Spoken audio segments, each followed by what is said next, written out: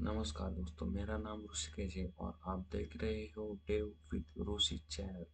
आज के इस वीडियो में हम बनाने वाले हैं एक real world crude API project in dot net core, बिल्कुल क्रैच से। ये वीडियो स्पेसिफिकली उन लोगों के लिए है जो बिगिनर्स है, चाहे आप एक स्टूडेंट हो या एक फ्रेशर जो जॉब के लिए तैयारी कर रहा हो। तो चलिए बिना टाइम वेस्ट किए शुरू करते हैं।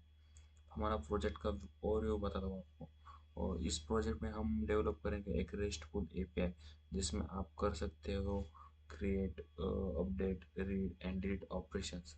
मतलब एक फुल क्रोड एपीआई जो आप किसी भी एप्लीकेशन के बैकएंड में यूज़ कर सकते हो।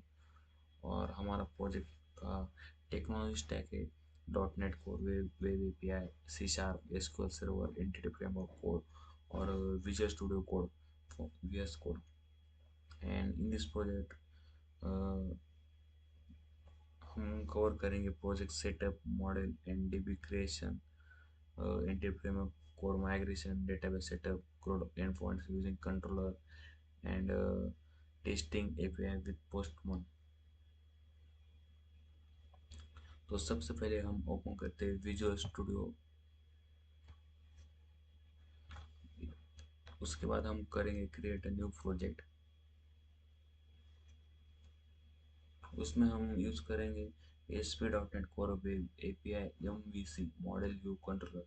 आपको यहाँ पे ये मेरा यहाँ दिख रहा है बिकॉज हमने पहले यूज़ किया था।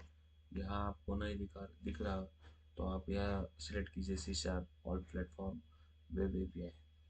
उसके बाद यहाँ पे आ जाएगा, देखो। हाँ, ASP.NET Core Web API model view controller.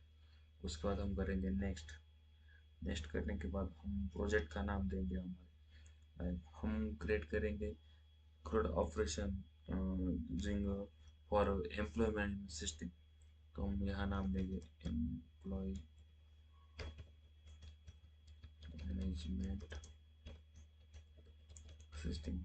आपको ध्यान रखना है, यहाँ नेम में, यहाँ जो हम नेम दे रहे हैं वहाँ स्पेस नहीं होना चाहिए। ये छोटी सी बाहर का, इसे आप इसका नाम दीजिए प्रोजेक्ट का नाम।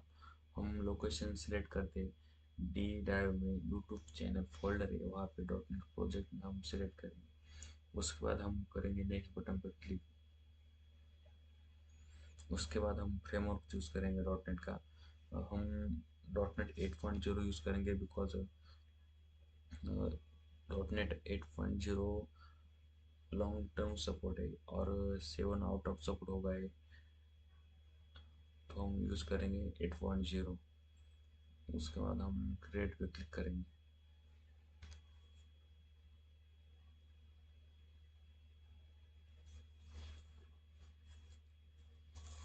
ये हमारा प्रोजेक्ट ओपन हो गया है। यहाँ पे हम सॉल्यूशन एक्सप्लोरर में हमें दिखाई देगा कंट्रोलर मॉडल से यूज़। हमारे प्रोजेक्ट का नाम है एम्प्लॉय मैनेजमेंट सिस्टम। उसके बाद हमें इस प्रोजेक्ट में हमें यूज़ करना है एंटिटी फ्रेमवर्क कोड और एसक्यूएल सर्वर। इसके लिए हमें इंस्टॉल करने पड़ेंगे एंटिटी फ्रेमवर्क कोर पैकेजेस और एसक्यूएल सर्वर पैकेजेस। हम यहाँ प्रोजेक्ट के नेम पे राइट क्लिक करते हैं। उसके बाद हम यहाँ दिखाई देगा मैनेज न्यूक्लियस पैकेज। हम यहाँ पैकेज इंस्टॉल करेंगे, यहाँ ब्राउज में जाके यहाँ पे हम सर्च करेंगे एंटिटी फ्रेमवर्क। एंटिटी फ्रेमवर्क आने के बाद हम यहाँ पे इसको इंस्टॉल करेंगे। Apply, accept. उसके बाद हमारा दूसरा एंटिटी फ्रेमवर्क को एसक्यूएल।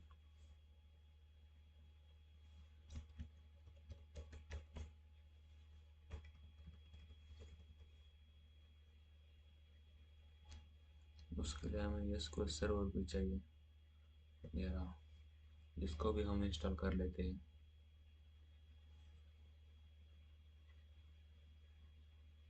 ये जो पैकेज इंस्टॉल हो रहे हैं मैं आपको बताता हूँ ये कौन से फोल्डर में जाएंगे। उसके बाद हमें और एक चाहिए tools, entity Framework code tools. इसको भी हम इंस्टॉल कर लेते हैं।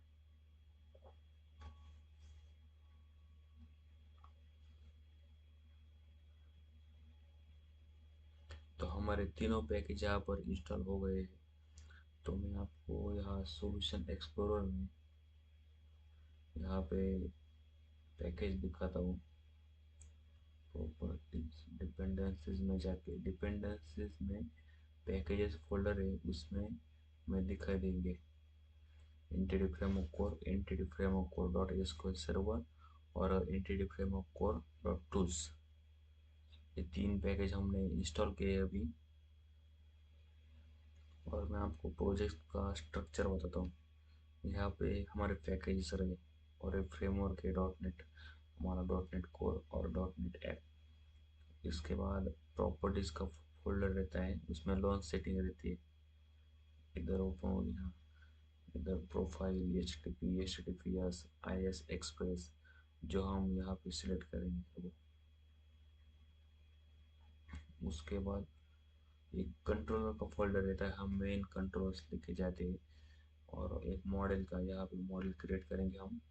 यूज़ में हम देखेंगे ASP डॉट नेट का यूज़, लाइक हम व्यू कैसे देखेंगे, UI हमारा UI का कोड सारा इसमें लिखा होगा व्यूज़ में। तो स्टार्ट करते हैं हमारा प्रोजेक्ट कोड राइटिंग से। यहाँ पे हम मॉडल्स पे सबसे पहले एक क्लास क्रिएट करेंगे। Right click on model, add class. Class का नाम देंगे employee dot C S, employee dot C S. हम इसमें क्लास एम्प्लॉय के प्रॉपर्टीज क्रिएट करेंगे यूजिंग पब्लिक क्लास एम्प्लॉय। इसमें हम क्रिएट करेंगे प्रॉपर्टी में पब्लिक इंट एम्प्लॉय की आईडी रहेगी सबसे पहले उसमें। उसके बाद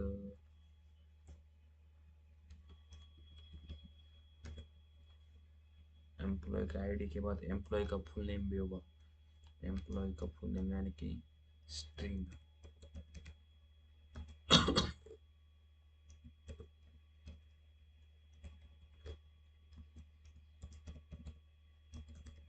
फुल नेम को नेम देंगे और फुल नेम जो होगा हमारा वो रिक्वायर्ड होगा, इसलिए हम यहाँ लिखेंगे रिक्वायर्ड।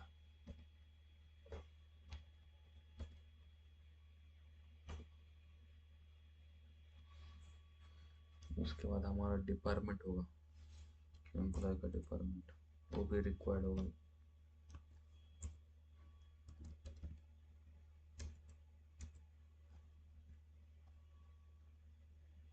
डिपार्टमेंट स्ट्रिंग होगा। उसके बाद डिपार्टमेंट का नेम,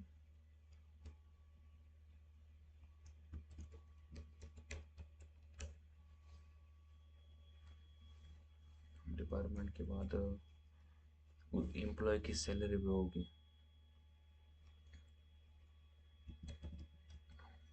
सैलरी जो होगी वो डेसिमल में होगी।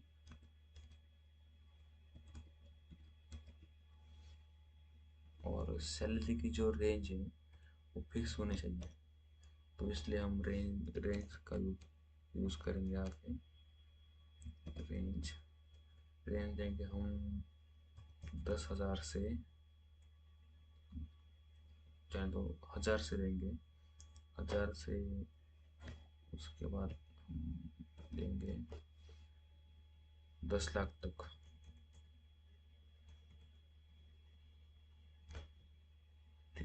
10 लाख तक। ये होगा हमारा यहाँ पे मॉडल फोल्डर। मॉडल फोल्डर में एम्प्लॉय क्लास। उसके बाद हम करेंगे यहाँ पे एक डेटाबेस के लिए data folder. Right click on employee, add new folder. Folder का नाम देते हैं डेटा। अभी इस डेटा फोल्डर में हम क्रिएट करेंगे डेटाबेस ऑपरेशन के लिए क्लास। तो हम यूज करेंगे, ऐड करेंगे, right click on database, data, add add में क्लास, और क्लास का नाम देंगे app DB context, app DB context dot C S.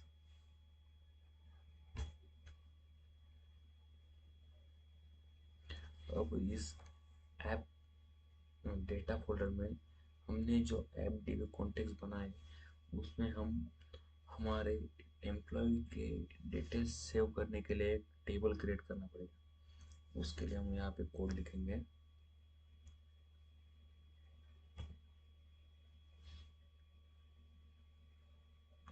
ये देखो यहाँ पे ऑटोमेटिकली मेरा फोल्डर क्रिएट होना गया।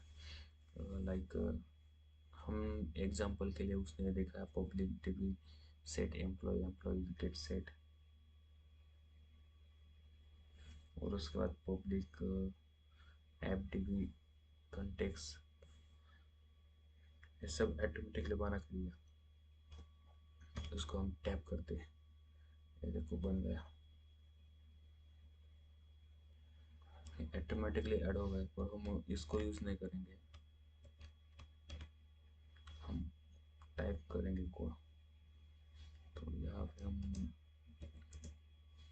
करते हैं डीबी कॉन्टेक्स्ट।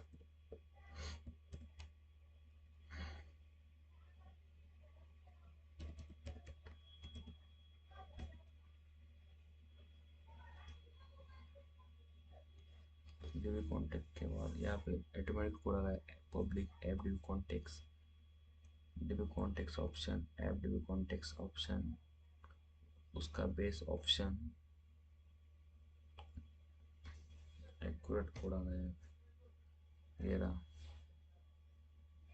एम्प्लॉय। देखो मैंने यहाँ पे कोड टाइप किया, एक एरर दिखा रहा है एम्प्लॉय का। इसके लिए हमें नेम स्पेस यूज करना पड़ेगा। उसके लिए हम टाइप करते हैं यहाँ पे यूजिंग, हमारा प्रोजेक्ट का नाम एम्प्लॉयमेंट सिस्टम मॉडल्स। एरर आ रही थी एम्प्लॉय फोल्डर, एम्प्लॉय नेम, पर हमने तो क्रिएट करा था मॉडल में एम्प्लॉय, बट यहाँ पे एरर आई थी, एरर आ रही थी बिकॉज कॉल नहीं हो रहा था। अब हमने यहाँ पे यूज किया using employment system dot models, उसके बाद एरर गायब हो गई।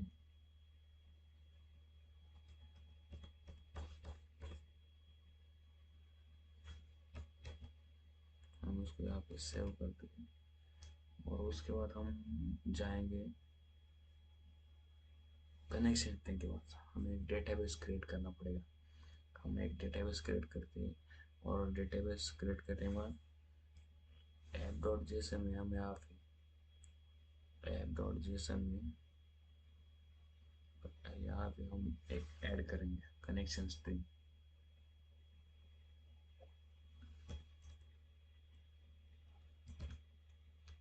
कनेक्शन स्ट्रिंग होगी यहाँ पे, कनेक्शन का नाम होगा डिफॉल्ट कनेक्शन यूज करेंगे।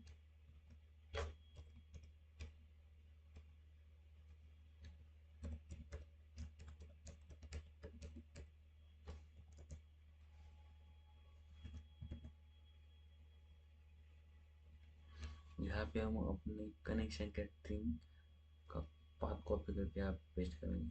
मैं दिखाता हूँ आपको। इसको सर्वर में सर्वर हम एक डेटाबेस क्रिएट करेंगे।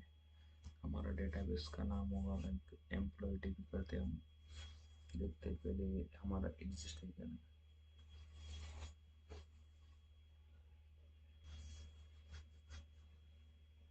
ऑप्शनल है ट्रस्ट कनेक्ट।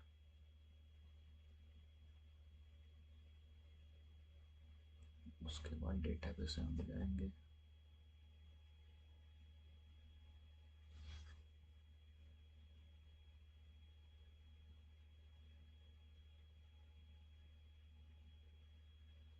डेटाबेस में हमारे यहाँ एम्प्लॉय मैनेजमेंट का और एक टेबल है, हमें यहाँ से अलग नाम देना पड़ेगा। एम्प्लॉय डीबी, एम्प्लॉय डीबी वो नहीं है, हम यहाँ पे एम्प्लॉय डीबी का डेटाबेस क्रिएट करते हैं। न्यू क्वेरी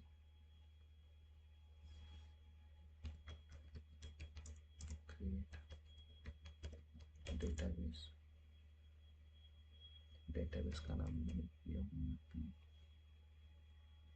एम्प्लॉय डिब, इसको एग्जीक्यूट करते हैं। यहाँ पे हमारा एम्प्लॉय डिबी का डेटाबेस क्रिएट हो गया है। रिफ्रेश करते हैं यहाँ पे।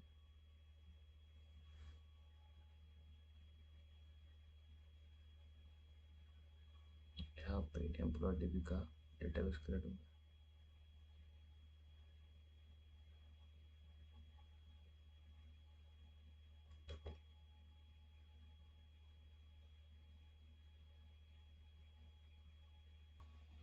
हमने यहाँ पे एम्प्लॉय डिबी डेटाबेस क्रिएट किया है, उसकी हम यहाँ पे देखते हैं।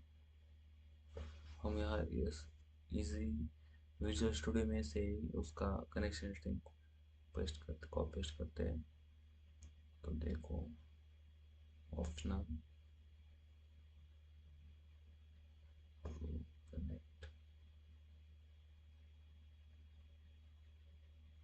डेटाबेस में हमारे यहाँ पे एम्प्लॉय डिबी आ गया। उस पर राइट क्लिक करेंगे। राइट क्लिक करने के बाद प्रॉपर्टी में जाएंगे। प्रॉपर्टी में यहाँ पे हमें कनेक्शन स्ट्रिंग दिखेगा, उसको कॉपी करेंगे कनेक्शन स्ट्रिंग और उसको यहाँ पे पेस्ट करेंगे। सिंपल सा पेस्ट करने के बाद हम यहाँ पे जाएंगे प्रोग्राम और सी एस में, उसको सेव करेंगे। जाएंगे प्रोग्राम और सी एस में। यहाँ पे हमें सर्विसेज बिल्ड करनी है हमारे प्रोजेक्ट के लिए।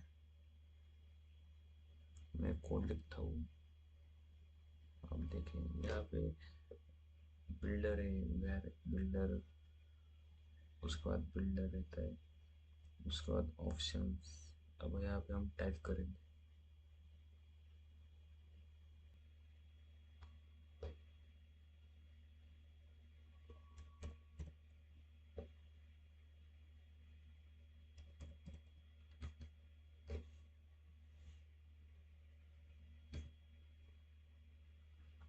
हम यहाँ पे टैब बटन दिया, builder services FD context data FD context.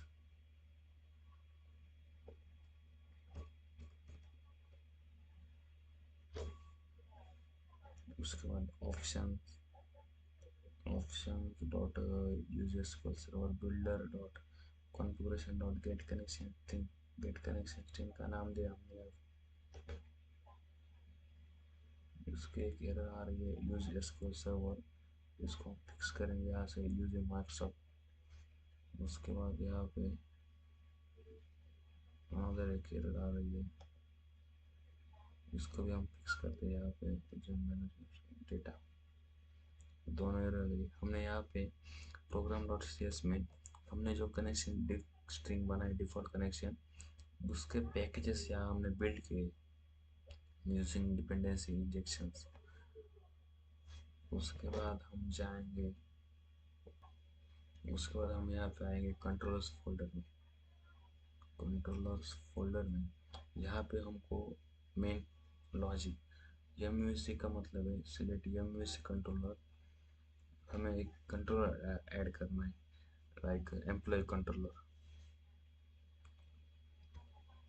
Right click add controller employee controller, हम उसका नाम देंगे M V C controller add करेंगे, उसका नाम देंगे एम्प्लॉय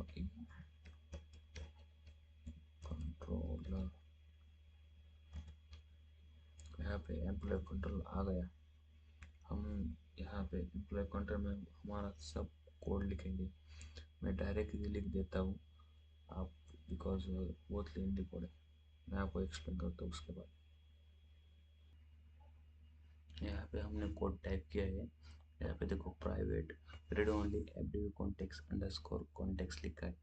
एक कंस्ट्रक्टर डिपेंडेंसी इंजेक्शन के थ्रू एफडीबी कॉन्टेक्स्ट जो एसक्यूएल सर्वर से कनेक्टेड है उसको कंट्रोलर में इंजेक्ट करता है। हम अंडरस्कोर कॉन्टेक्स्ट का यूज़ डेटाबेस से डेटा लेने और भेजने के लिए यूज़ करते हैं इस वेरिएबल का अंडरस्कोर कॉन्टेक्स्ट। उसके बाद हमने यहाँ पे किया है index method. Index method, public assign task. यहाँ पे हमने क्या है, इंडेक्स मेथड।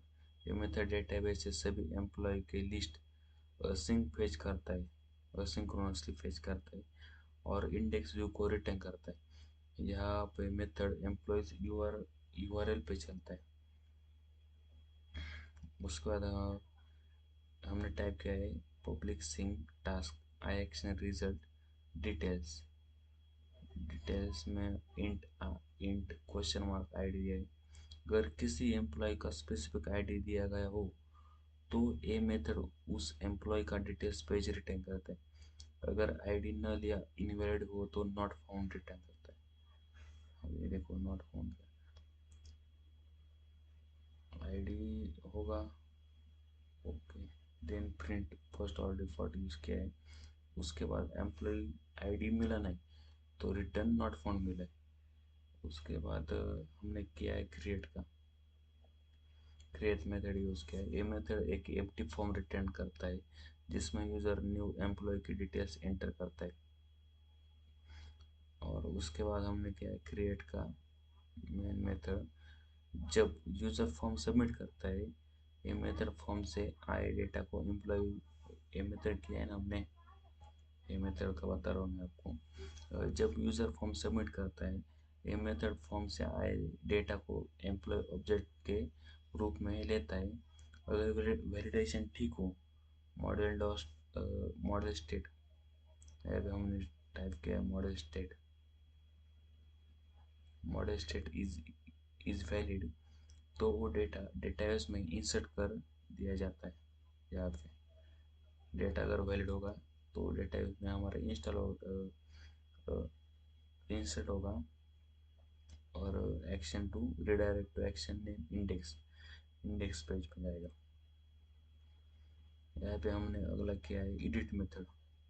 एडिट में हमने किया एडिट डेटा दिखाता है, ये एडिट है ना, एडिट डेटा दिखता है, और गेट से डेटा एक्सेप्ट होता है, फेच होता है।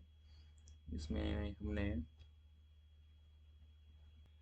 ये जो एडिट का मेथड बनाया है, ये मेथड किसी एम्प्लॉय का एग्जिस्टिंग डेटा लेकर उसका डेटा फॉर्म डेटा रिटर्न करता है, और ताकि यूज़र एडिट कर सके। उसके बाद हमने पोस्ट मेथड बनाई एडिट डेटा के लिए, अपडेट करता है। एडिट डेटा ये जो है वो अपडेट करता है। इस मेथड में, ये जो मेथड बनाया हमने, इस मेथड में जब यूज़र अपडेटेड फॉर्म सबमिट करता है तो वो डेटा है उसमें अपडेट होता है। अगर रिकॉर्ड अपडेट के दौरान कोई एरर आया, लाइक कॉन्करेंसी, तो एक्सेप्शन हैंडल होती है। यहाँ पे हमने ट्राई कैच का यूज़ किया है। अगर कोई लाइक कॉन्करेंसी एरर आता है तो एक्सेप्शन हैंडल होता है। उसके बाद हमने यहाँ पे मेथड यूज़ किया है डिलीट का। डिलीट के लिए हमने डिलीट मेथड यूज़ करके ये मेथड कन्फर्मेशन व्यू रिटर्न करता है, जिसमें यूज़र से पूछा जाता है कि क्या आप इस एम्प्लॉय को डिलीट करना चाहते हैं या नहीं। ऐसा हमने डाला इसमें। उसके बाद हम डिलीट कन्फर्म का एक डिलीट कन्फर्म मेथड यूज़ करते हैं। ये एक्चुअल में एम्प्लॉय को डेटाबेस से डिलीट करता है, डायरेक्टली डिलीट। ये डिलीट व्यू का सबमिट एक्शन होता है। उसके बाद एम्प्लॉय एग्जिस्ट का एक हमने मेथड क्या है, एक हेल्पर मेथड है जो चेक करता है कि दिया गया एम्प्लॉय आईडी डेटाबेस में एग्जिस्ट करता है या नहीं। हमने यहाँ पे कंट्रोलर किया है, एम्प्लॉय कंट्रोल यूज़ किया, उसको हम सेव करते हैं। सेव होने के बाद हम यहाँ पे जाएंगे टूल्स में जाके यहाँ पे न्यू वेब पैकेज, हमने जो टेबल बनाया उसमें हमारे टेबल क्रिएट होनी चाहिए। इसलिए हम जाएंगे tools package new manager. Package manager हम यहाँ पे टाइप करेंगे add migration, add add migration, initial migration.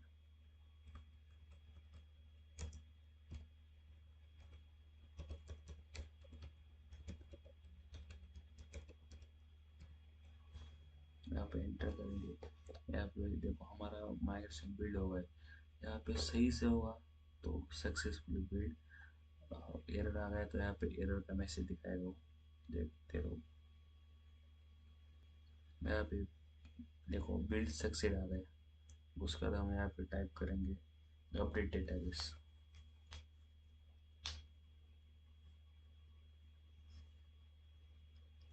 ये देखो यहाँ पे आ गया है no store select entity employ this because currently they not fit in the default position scale। Okay, यहाँ पे हम करेंगे update database. Update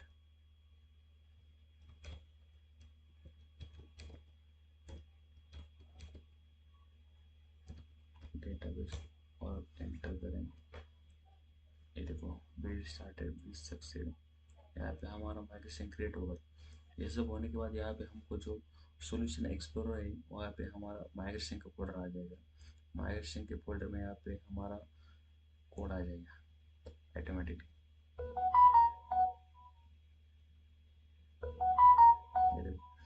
database create table हो गया है एम्प्लॉयज नाम का। उसमें ID, full name, department, salary ये सब प्रिंट हो गए। देखिए मैं आपको यहाँ इस एसक्यूएल सर्वर में आपको दिखाता हूँ। Select staff from employ. ये देखो हमारा ब्लैंक टेबल क्रिएट हो गया। ID, full name, department, salary यहाँ से। और हमने जो जो प्रॉपर्टी दी थी, आईडी को इंट, फुल नेम को स्ट्रिंग, डिपार्टमेंट को स्ट्रिंग, सैलरी को डेसिमल किया था, वो सब यहाँ पे क्रिएट हो गए। और जो प्राइमर की वो एम्प्लॉय की वो भी आईडी क्रिएट हो गई। ये सब होने के बाद हम यहाँ पे रन करके देखते हैं हमारा प्रोजेक्ट रन होता है या नहीं। मैं यूज़ करूँगा IIS एक्सप्रेस सर्वर और रन।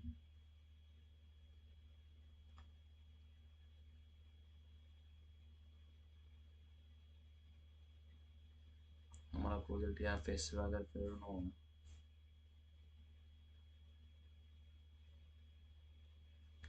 एम्प्लॉय लाइन में सिस्टम यहाँ पे क्रिएट हो गया। अब ऐसे हमने सिर्फ किया है फ्रंट एंड के लिए, अब हम बैक एंड के लिए अब हम इसका यूज़ करेंगे बैक एंड। तो हम यहाँ पे ऐड करेंगे रेजर यूज। यहाँ पे इंडेक्स मेथड पर राइट क्लिक करेंगे। यहाँ पे आएगा ऐड व्यू। ऐड व्यू में razor view empty,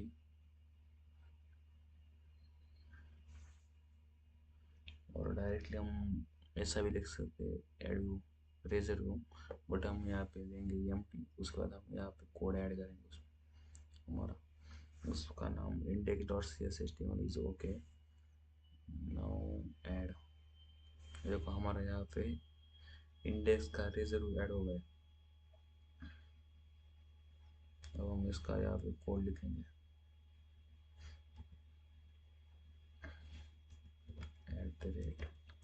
@model immovable.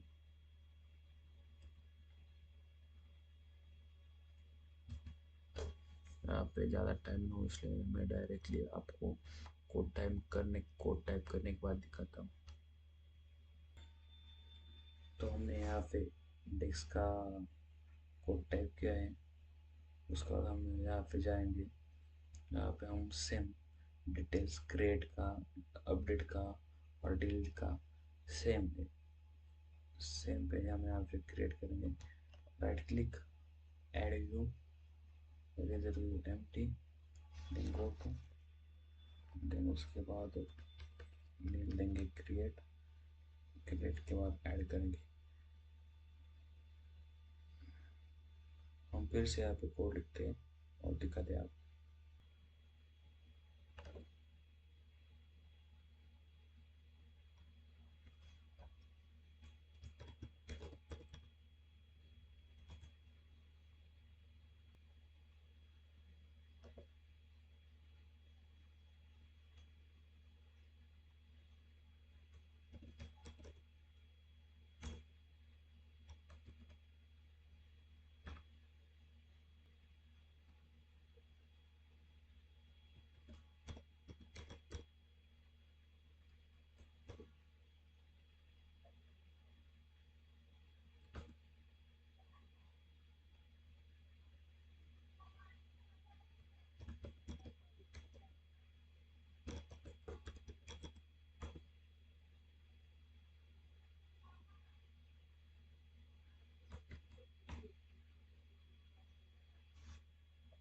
तो हमने यहाँ पे index, create, details, edit, delete सबका व्यू बनाया है। इरेजर व्यू बनाया है, देखो डिटेल्स, एडिट, डिलीट। हम प्रोग्राम रन करके देखते हैं, एरर आया तो सॉल्व करेंगे। देखो, adding attributes require starting the applications.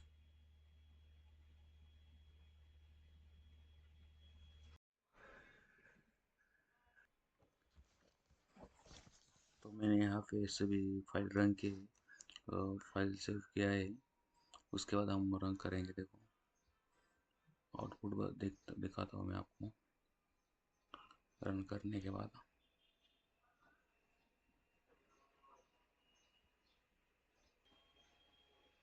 ये देखो यहाँ पे हमारा प्रोजेक्ट रन हो गया है।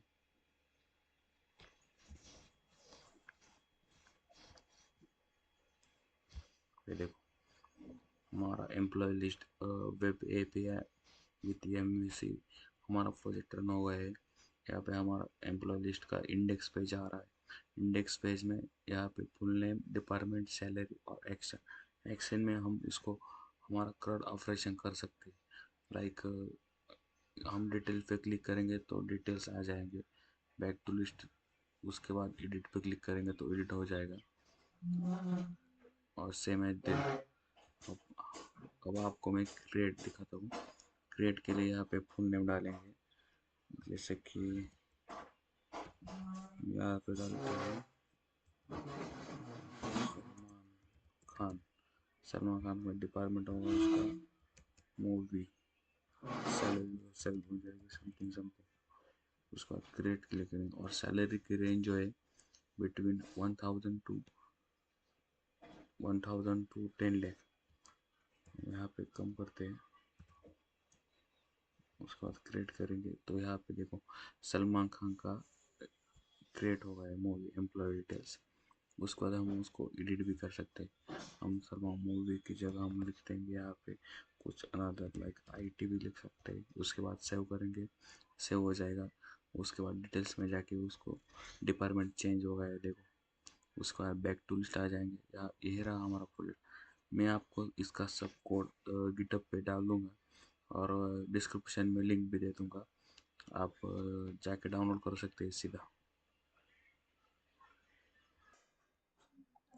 तो दोस्तों ये था हमारा पहला practical project, CRUD API using .NET Core Web API इन VS कोड।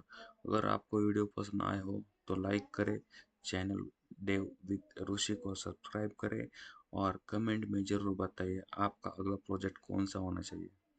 मिलते हैं अगले वीडियो में एक नए प्रोजेक्ट के साथ। तब तक के लिए कीप लर्निंग, कीप कोडिंग।